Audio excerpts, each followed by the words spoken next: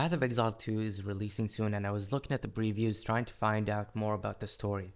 And we know that Path of Exile 2 is basically Path of Exile 1 but remade from the ground up. But I realized I don't even know what the story of Path of Exile 1 is. I mean, my playtime is a bit low, only 1000 hours, but it's still kind of crazy that having played the game multiple times, I still don't know what the story's about. So why is that? So when you start the game, you open up the character selection screen. It's pretty standard. Here you get to choose your class with a bit of background lore about your character. It's obvious that all the characters have a theme in common. They all are exiles. This is all fine until you press the OK button. Then you are magically teleported to the shore of Twilight Strand.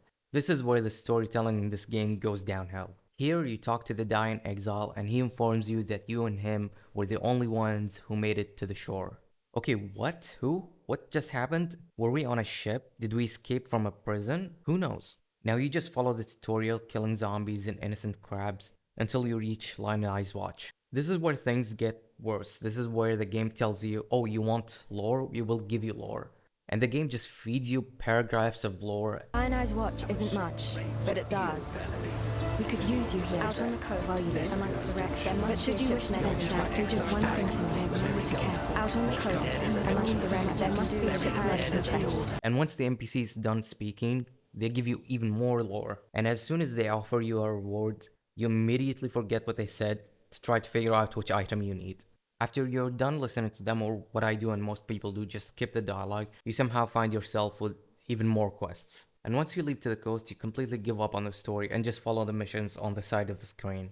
And that doesn't change when you are leveling too. You spend most of your time playing, killing monsters, and sometimes you click on one of these carvings that give you more lore to listen to. And once you start progressing and your character becomes stronger and faster, the less you want to be slowed down by NPCs that offer no engagement except for choosing a quest reward. Most people will go through maps killing monsters as fast as they can without even looking at the environment for anything, because the game establishes very early that there is nothing interesting to do except for killing enemies. Now remember, this genre is called ARPG, action role-playing game, and most of what you do is just action. There is no NPCs in the maps. There's not a lot of choices you can make. There are no deep or interesting quests in the game. There is no exploration because there is nothing worth exploring for. Now this is not good. Let me ask you this. What do you remember from Path of Exile? You probably remember loot drops more than the story. You may remember things like Kitava, Dominus, Innocence, but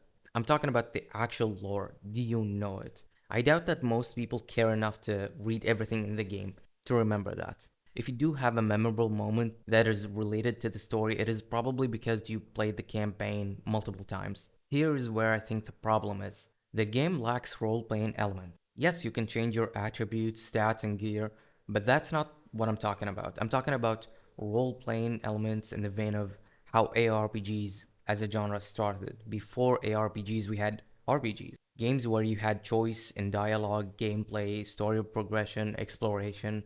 All that is missing in ARPGs. There's not a lot of roleplay anymore in these games. It's just action. To me, there is no difference between Path of Exile and a game that is purely action like Vampire Survivors. Not to say that pure action games are bad, but it just feels wrong to play ARPG games like Path of Exile and Diablo or Torchlight without the roleplay. Now, what would a perfect ARPG game would look like? Okay, imagine this. The gameplay of Path of Exile with the roleplay mechanics of Baldur's Gate 3. Now, actually, I shouldn't say Baldur's Gate 3, but Divinity, because here's the thing.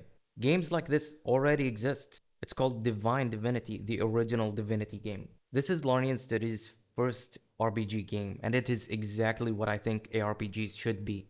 This is a traditional RPG game that is not turn-based. Why did they change it in the later games? I'm not sure. I mean, I like turn-based games, but the fact that we don't have games like this anymore is kind of crazy. Now imagine the quality and mechanics and characters and writing and exploration of their newest game, Baldur's Gate 3, mixed with the gameplay of Path of Exile.